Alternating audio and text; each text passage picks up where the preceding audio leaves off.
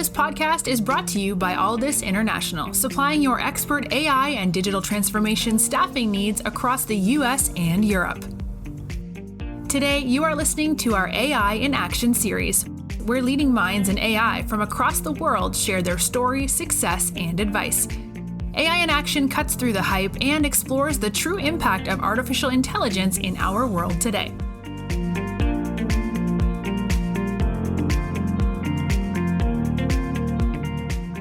You're listening to AI in Action. I'm your host, JP Valentine. Our guest today is Will Shapiro. Will is the head of data science at Flatiron Health. Will, welcome to the show. Thank you. Great to be here. Yeah, we're delighted to have you. So, Will, let's start with yourself, please. Could you give us a bit of a background and overview of your journey in technology, from where you got started, some of the roles you've held along the way, and take us up to today as the head of data for Flatiron Health? I actually started my career in pure mathematics. So originally I was really interested in algebraic topology. And the other thing about me is that I've always been interested in how math and computation apply to other disciplines. So when I had started my PhD, I realized I really didn't want to be a pure mathematician, but was really more interested in the questions of how math and computation can affect other fields. So from that, I actually went into architecture, like physical architecture, not computer architecture, and was really interested in the ways that, again, like things like simulation and parametric modeling can affect the building industry and construction. So I've had a pretty windy route. I got really hooked on data science and machine learning right after architecture school when I got my first job as a data scientist. And the project that really captivated me was working on the recommender system for Beats Music. And the challenge there was working with this team of expert musical curators and figuring out how to scale their understanding of music to the addressable musical universe. So I love music. It was fun for me as a music lover to be kind of tweaking recommender systems and seeing what came out. But the other piece, which connects, I think, to my current role, is that this challenge of thinking about how to work with experts and really scale their understanding was really fascinating to me. And so from that project, the company I was at, which was contracted to do that, ended up getting acquired by Spotify. And I went over to Spotify and I was leading a research team within the analytics org that was focused on farther out projects that weren't immediately tied to Spotify products, but actually ended up making their way in over the next couple of years. From Spotify, I went and started a company called Topos that was all focused on understanding cities and neighborhoods through data and machine learning. The premise was basically there is an enormous amount of geotag data, but a lot of it exists in messy, unstructured formats. So things like photographs or food blogs or street grids or tax returns. All of these things are really insightful for understanding a place, but they need substantial transformation in order to be useful in a kind of scaled manner. And I did that for about 4 years. We were hit by COVID fairly badly because we were focused on kind of small restaurant groups as our go-to-market. And 2020 was not the time for small restaurant groups to be thinking about opening up their next location. So I came over to Flatiron for a couple of reasons. The mission really spoke to me, which is to improve and extend lives by learning from the experience of every person with cancer.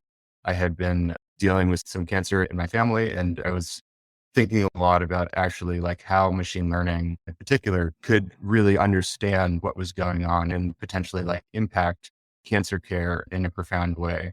So I had been thinking about that on my own and then was really excited to hear that I could join Flatiron without having a background in biology or really like health technology. Will, thank you so much for that background. Great to learn about your fascinating journey, and for a few reasons. One, because you've worked on some really cool and impactful stuff, and we have you to thank for those odd songs that pop up that we thought we would never hear, and then they're in our playlist. But also the fact that you've landed at one of the leading and technology data organizations within healthcare and health tech without necessarily having a related background and field, which I think is always great to hear. So we've had Flatiron on the show a few years ago and learned a lot about the work that you guys do there. And you've touched on the mission and what led you to Flatiron. But I want to spend a bit more time giving the audience, again, a look behind the scenes so our audience can and visualize what it's like day to day. Flatiron are well renowned in this space, but it'd be good to learn your role, your team, what you guys are working on, and how you're utilizing data science and machine learning to ultimately try to help physicians and doctors combat and cure cancer. So my team, which is within Flatiron, is called the Data Insights Engineering Team, but I think the kind of the shorter version of it for external purposes is the Data Science Team, spans all parts of Flatiron's business. So to give a super quick overview of Flatiron, Flatiron partners with hundreds of cancer centers across the US. They built an EMR that helps all of those practices run. So there's over 280 community cancer centers and 8 major academic centers that are using Flatiron products to help run their operations. And so one side of the business is really supporting doctors and clinicians in their work doing oncology. And the other half of the business, roughly, is focused on taking all of that data and not anonymizing it and making it HIPAA compliant, and then making it available for research. So partnering with life sciences and biopharma companies to help them use and learn from all of this real world data to advance the state of the art in cancer care. Additionally, we've recently started working a lot more in the clinical research space. So I also have team members who are in the work focused on clinical research and rethinking what the infrastructure of clinical trials is. And there's some really interesting new products and developments in that space as well. But my team spans across all of those different parts of the business. And I think what really unifies the team is a sense of data empathy. So in thinking about data transformations and architecting data pipelines or building models, always having kind of line of sight to, how do these transformations, how does building something in a certain way or aggregating data in a certain way impact insight, right? So I think it's kind of different than maybe classical like software engineering, which is a lot more focused on building for scale and efficiency and robustness. And of course, that's incredibly important as well. But really, we're laser focused on like how to think about data in an empathetic way and always think about, okay, what kind of insight does this generate? And having said that, it's a fairly broad team. So I think we've gotten in like an increased amount of specialization. So there are folks who are really just working on machine learning models now. And we've had more and more people who have a background in NLP in particular. And then also other folks who are focused more on kind of product analytics and learning from usage to inform product strategy and business decisions. There's also people who are really focused on surfacing insights to customers, right? So doing like data reporting so that our customers can learn from how they're interacting, in particular on the healthcare side of the business, how getting insights from their usage of OncoEMR, which is our software. You are listening to the Alldus podcast. When you're looking to scale your team, or if you are interested in showcasing your company in a future episode, reach out today. Or if you're in the market for a new role, visit our website to view open positions, www.alldus.com. I think it's been nearly 2 years since we had Flatiron last on the show, and you've been there this entire time working in various roles. You're now head of data science. Can you talk to us about some of the developments that have happened at Flatiron and the industry as a whole over the last 2 years? I know you and I were talking about some exciting and interesting publications, but just how much progress has been made in this field over the past 2 years? So I think Flatiron has from the beginning been really interested in the potential of machine learning and AI. But I think in the early days of the company, it became clear pretty quickly that ML wasn't really up to where it is right now. So big things like large language models were not around when the company was founded.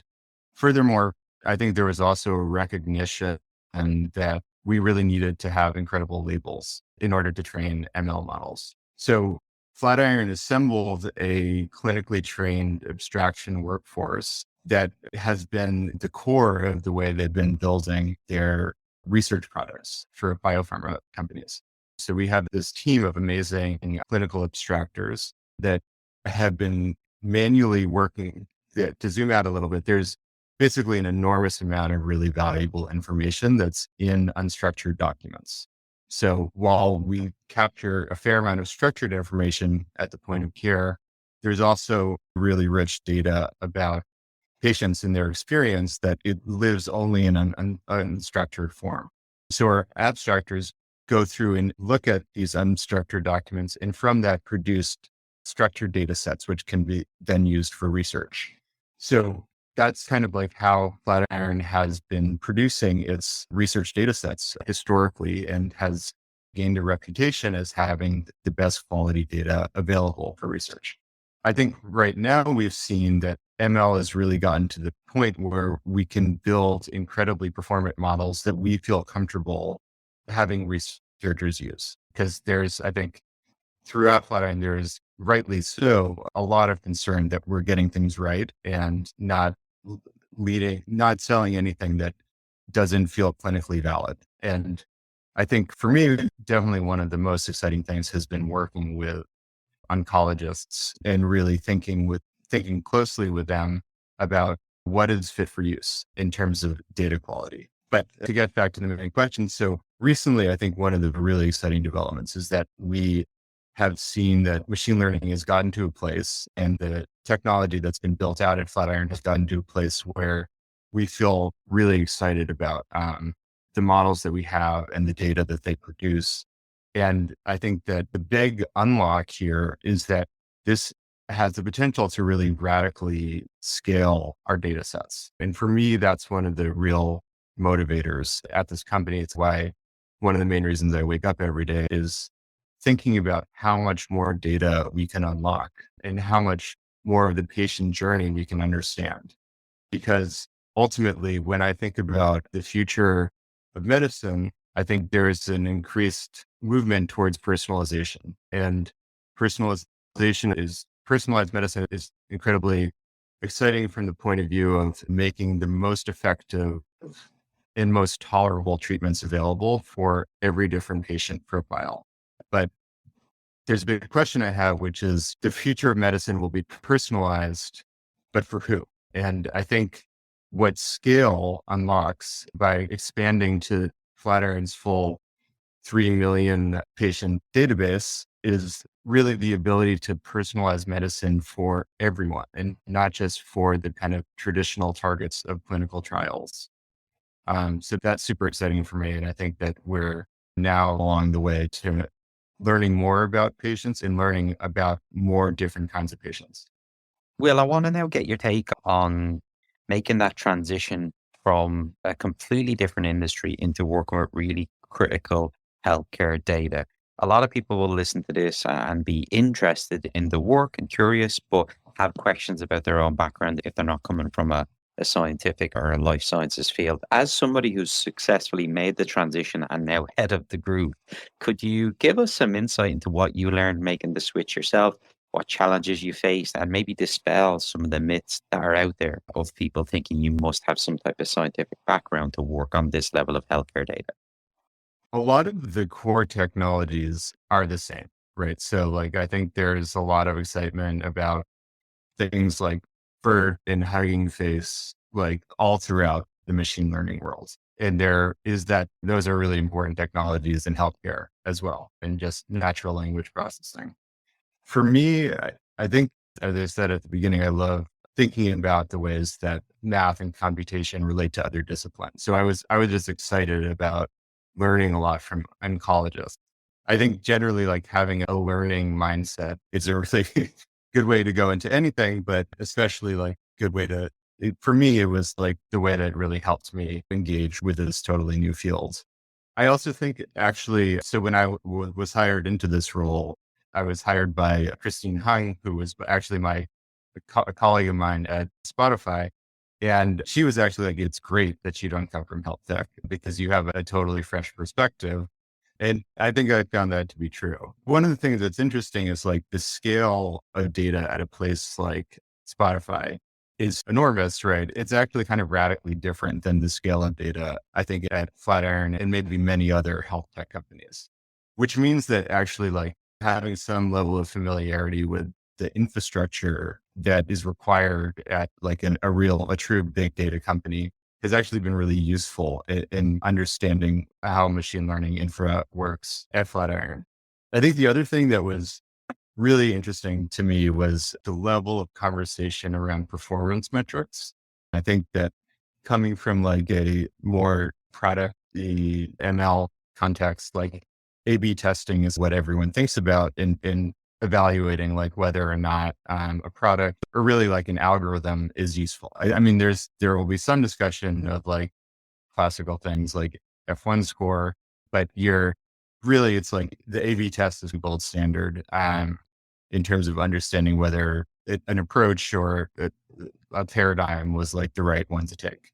But at Flatiron, I can say that the level of discussion about precision and recall that like I was in day one kind of thrown into was something I'd never experienced before. And it's because you're talking about patients and really like when you're missing patients, when you're misclassifying patients, there is a weight that is very different than whether or not someone likes their next recommendation. Like the stakes are much higher. And that was just fascinating to me. It was fascinating to be part of those conversations and also to be working with oncologists and epidemiologists discussing like ML performance in a totally different way. Well, final question from me then. Now that you sit at the head table overseeing the strategy and managing the various teams, you've got a high level view of the continuous growth and investment in people, which Flatiron has always been renowned for. When you look at the roadmap for the next 12 to 24 months, where do you see Flatiron's data and AI team growing? What opportunities are there going to be for people to come on board and join you on this journey? There's a number of different areas that are really growing and expanding. Certainly a lot of what I mentioned around like using NLP to more deeply understand our full patient population and more about them is only kind of picking up speed every day. We're also, as I mentioned, in the clinical trial space, my team is working both on the kind of using novel ML methods to identify patients for clinical trials and also working a lot on new products, prototyping new products, and also analyzing them and learning from product analytics to inform product strategy in that space. On the healthcare side, I think we're also definitely starting to think a lot more about how machine learning can support doctors at the point of care. Recently, we published a paper on a product that we have developed mainly with our academic partners to help them identify when patients are at risk of going to the ER. So this was the paper we published in Nature was a collaboration with the Huntsman Cancer Institute, and it was helping them with their Huntsman at Home program, which basically identifies when a patient is likely going to need to go to the ER so that Huntsman can go and intervene before that happens. Because a trip to the ER is not only really dangerous for patients, it's of course expensive for everyone. So that's a really exciting development. Recently, also Flatiron Assist, which is another product we have, helps doctors understand concordance between patient profiles and regimens. And that's been picking up a lot of steam. So I think folks in my team are involved both in analyzing those products and helping build out analytics to inform product strategy, and will increasingly be involved in ways that machine learning can support them to help doctors do their job while wasting the least amount of time so they can focus on the most critical tasks. Amazing. Will, thank you so much for coming on today and talking to us. It's great to learn about your own background and your journey to where you are now as the head of data science at Flatiron. Always great to hear about the amazing work that Flatiron Health is doing in using data science and AI to help doctors tackle cancer. And the growth of the company over the past 2 years has been phenomenal. You guys are making a lot of inroads into this, and I'm very excited to hear what you guys will have accomplished in another year to two from now when we get you back on the show. So thank you so much for your time today. Thanks so much. It was great to be here.